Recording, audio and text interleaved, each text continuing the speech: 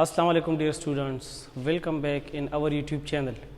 Dear students, आज हम करने जा रहे हैं the most important topic of this chapter and the topic is the mirror equation. आज हम मिरर इक्वेशन को प्रूव करने जा रहे हैं। ये लेक्चर थोड़ा लेंथी होगा, 5-10 मिनट ही लेंथी होगा, लेकिन आपने पूरा लेक्चर देखना है और मैं बिल्कुल एक आसान तरीके से बुक के बिल्कुल डिफरेंट बुक में जो किया है उसने डायरेक्ट किया है, उसको आपको समझ नहीं आएगी। मैं आसान तरीके से करने जा रहा हूँ मिरर इक्वेशन को। तो चलो बेटा स्टार्ट करते हैं। The mirror equation. The mirror equation gave us it is a relation between focal length, distance of object from the mirror and distance of image from the mirror। इन तीन parameters के दरमियान ये एक रिलेशन है, उसको हम मिरर इक्वेशन कहते हैं। इसमें ये जो एफ है, this is called focal length. ये जो डी नॉट है, this is the distance between object and mirror. और ये जो डी आई है, this is the distance between image and mirror. तो इन तीनों के दरमियान हम एक रिलेशन फाइंड करेंगे। चलो स्टार्ट करते हैं। मैं एक कनकेव मिरर लूँगा और उसके सामने मैं एक ऑब्जेक्ट को रखूँगा जिसकी हाइट होगी ए बी। फिर उससे मैं 2 रेस पास करूँगा, उसकी बिल्कुल टॉप से मैं 2 रेस पास करूँगा और वो 2 रेस मिरर पे स्ट्राइक होंगे। आफ्टर रिफ्लेक्शन वो नीचे आएंगे। और याद रखें कि इन दोनों रेस के जो रिफ्लेक्टेड रेस है वो जिस पॉइंट पे एक दूसरे को टच करेगा वहाँ पर इमेज बनेगा। इसके लिए एक और लेक्चर है, image formation by concave mirror. इंतहाई इंपॉर्टेंट टॉपिक है और बिल्कुल सिंपल तरीके से मैंने किया है, आप वो भी देख सकते हैं। इससे पहले अगर आप उसे देखें तो ये बहुत अच्छा होगा। किया होगा कि हम एक कनकेव मिरर लेंगे, उसके सामने हम एक ऑब्जेक्ट को रखेंगे जिसकी हाइट होगी ए बी। फिर उनके टॉप से हम 2 रेस पास करेंगे, वो मिरर से स्ट्राइक होंगे, स्ट्राइक के बाद वो रिफ्लेक्ट होंगे और वो 2 रिफ्लेक्टेड रे जिस पॉइंट पे एक दूसरे को टच करेगा वहाँ पर इमेज बनेगा। चलो स्टार्ट करते हैं। Let consider a figure. मैं एक फिगर बनाता हूँ। ये मैंने एक कनकेव मिरर लिया, this is a concave mirror, this is a principal axis, this is a center of curvature, this point is pole। मैंने एक ऑब्जेक्ट लिया, this is an object। ये मैंने एक ऑब्जेक्ट लिया जिसकी हाइट है ए बी। मैं थोड़ा सीधा बनाता हूँ ऑब्जेक्ट। ये मैंने एक ऑब्जेक्ट लिया, उसकी हाइट है this is a and this is a b। अब किसी भी ऑब्जेक्ट की इमेज बनने के लिए मिनिमम नंबर ऑफ रेज वो 2 चाहिए, 2 रिक्वायर्ड होती है, 2 रेस। और ये मैंने फुल लेक्चर मेरा यूट्यूब पे मौजूद है, image formation by concave mirror, image formation by convex mirror. इंतहाई इंपॉर्टेंट है, आप वहाँ से भी देख सकते हैं। चलो मैं इस हेड से 2 रेस पास करता हूँ। फर्स्ट रे को मैं नाम देता हूँ रे फर्स्ट, और रे फर्स्ट को मैं स्ट्राइक करता हूँ पोल पे। लेट कंसिडर दिस रे मैंने स्ट्राइक किया पोल पे। आफ्टर रिफ्लेक्शन यहाँ पे जो एंगल है थीटा आई, ये उसी एंगल से बिल्कुल रिफ्लेक्ट करेगा और ये नीचे आएगा। अब दूसरा जो रे है वो मैं फोकल पॉइंट से पास करता हूँ, दिस इज फोकल पॉइंट। और हमने इससे पिछले लेक्चर में कहा था कि व्हेन अ रे pass through a focal point, अगर कोई इंसिडेंट रे फोकल पॉइंट से पास होगा तो रिफ्लेक्शन के बाद वो पैरेलल एक्सिस के साथ बिल्कुल सीधा जाएगा। और ये भी हमने बताया था कि कोई रे अगर पोल पे स्ट्राइक करे तो वो उसी एंगल के साथ दोबारा नीचे आएगा। तो इसको अगर मैं रिफ्लेक्शन के बाद देखूँ तो ये रे बिल्कुल सीधा जाएगा और यहाँ पे आएगा। अभी दोनों जिस पॉइंट पे एक दूसरे को टच कर रहे हैं, यहाँ पे हमारा बनेगा इमेज। अगर मैं इसको नाम दूँ, this first one is called ray 1, this is ray 2, this point is B dash, this point is A dash, this point is E and this point is P. ये मैंने एक ऑब्जेक्ट लिया, this is object, this is image. ये यहाँ से लेके इस point से इस मिरर तक ये जो फासला है, this is a distance between the mirror and the object D nought. इस इमेज के इस हिट से लेकर मिरर तक जो फासला है, this is a distance between the image and the mirror. तो ये पैरामीटर है। इस ए बी जो ऑब्जेक्ट हमने रखा है, इसकी साइज को मैं नाम दूंगा हाइट ऑफ ऑब्जेक्ट।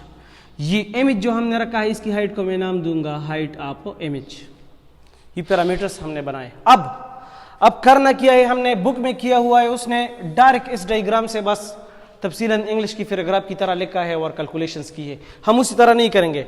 हम अब पहले एक डायग्राम ड्रा करेंगे रे 1 के लिए, उसके लिए हम कैलकुलेशन करेंगे। फिर दूसरा डायग्राम हम स्केच करेंगे रे 2 के लिए, उसके लिए हम कैलकुलेशन करेंगे। फिर दोनों कैलकुलेशन कंपेयर करेंगे और अपना रिजल्ट फाइंड करेंगे और हम प्रूव करेंगे कि 1/f is equal to 1/di plus 1/d0।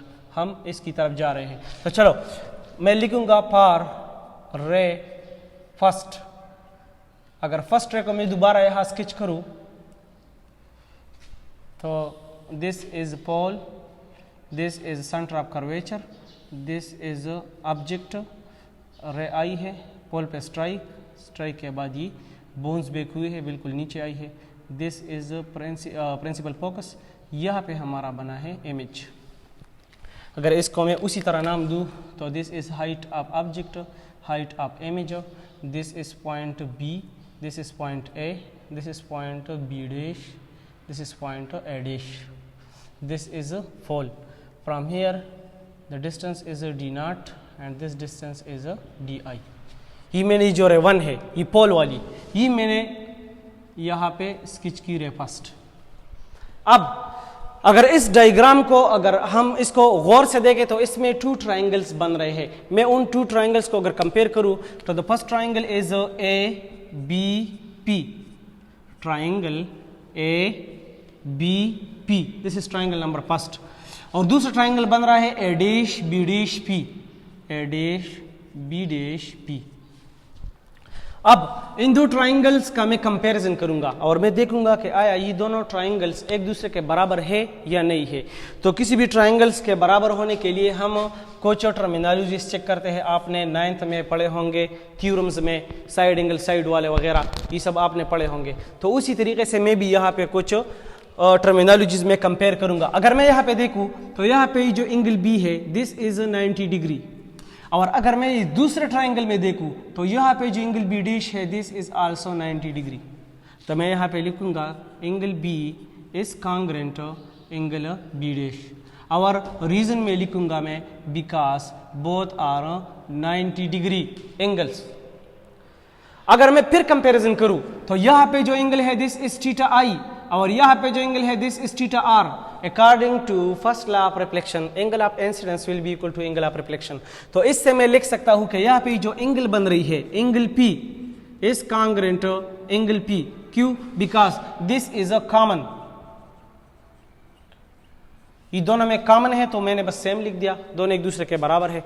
अब किसी भी ट्राइंगल के अगर 2 एंगल्स बराबर होंगे, किसी भी ट्राइंगल के अगर 2 एंगल्स बराबर होंगे तो जाहिर बात है तीसरा एंगल खुद ब खुद बराबर होगा, because the sum of total angle of a triangle is 180 degree.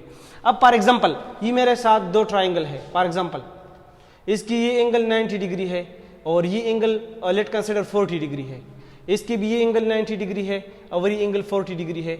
तो टोटल एंगल अगर इसका मैं देखूं तो ये बन गया 130। तो ये जो बाकी ये जो एंगल बचा है, this is 60 degree.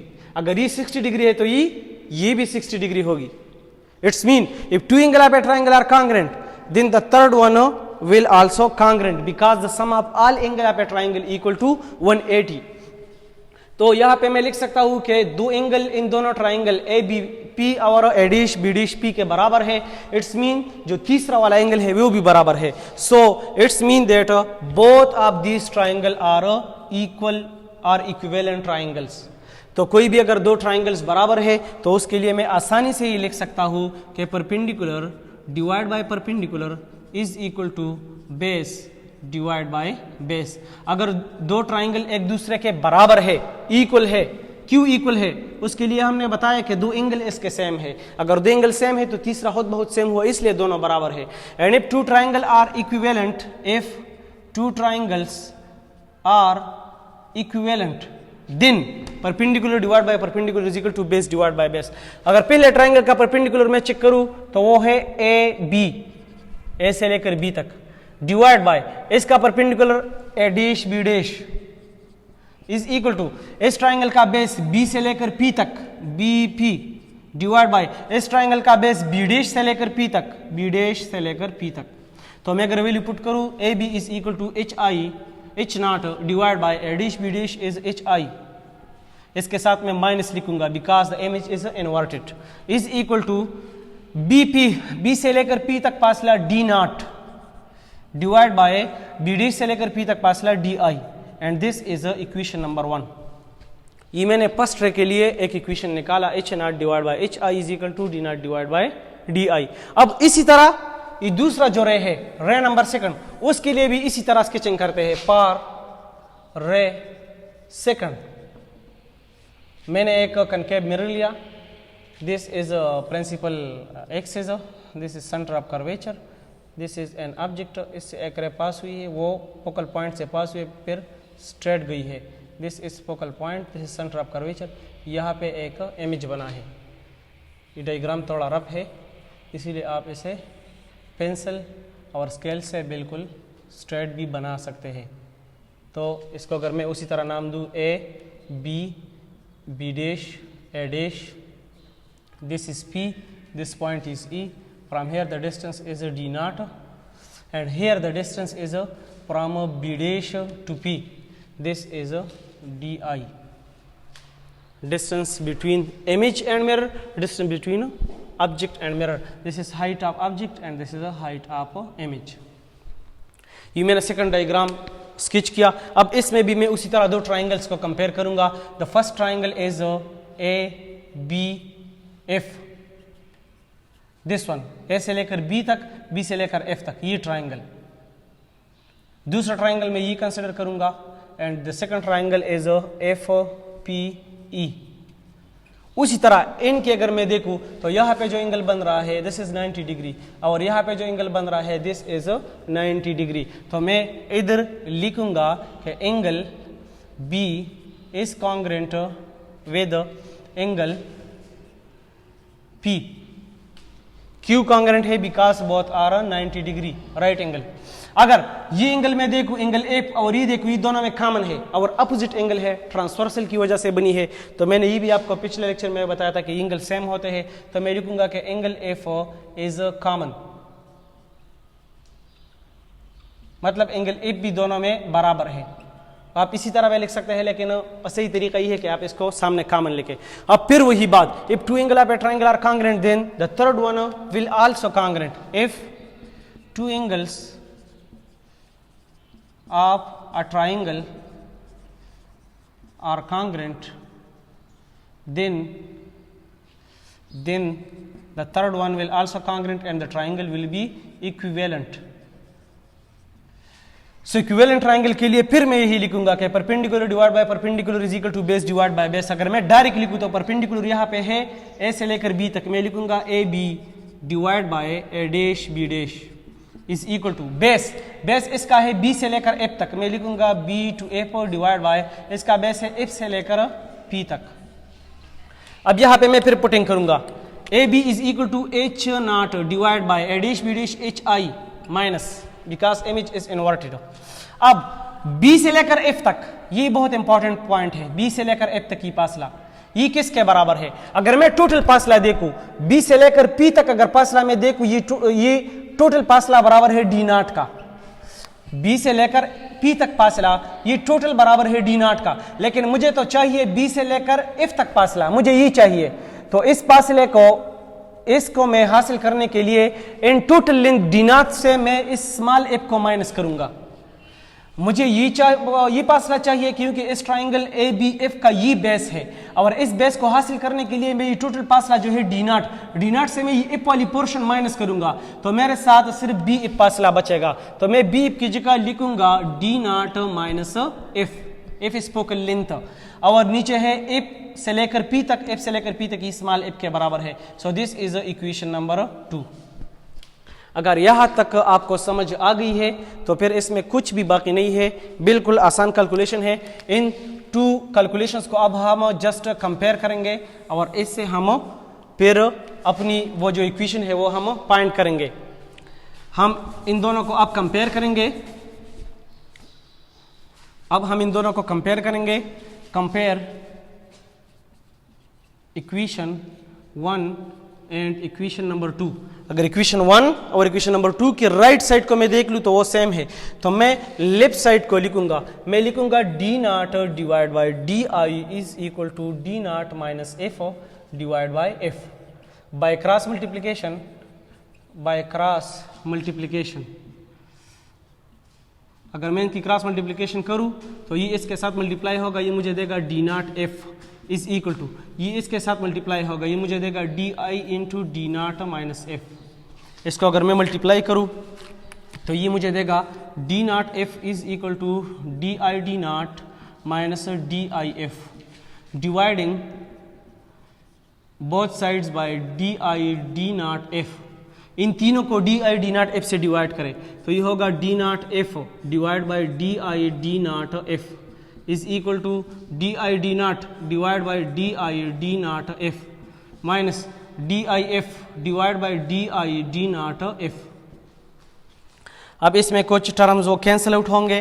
D not F D not F D I D not D I F और डी आई एफ, तो यहाँ बचेगा 1 over D I is equal to 1 over F minus 1 over D not. और अगर इस D not को मैं इस साइड पे शिफ्ट करूँ तो ये बनेगा 1 over D I plus minus 1 over D nought इस side plus 1 over D nought is equal to 1 over F.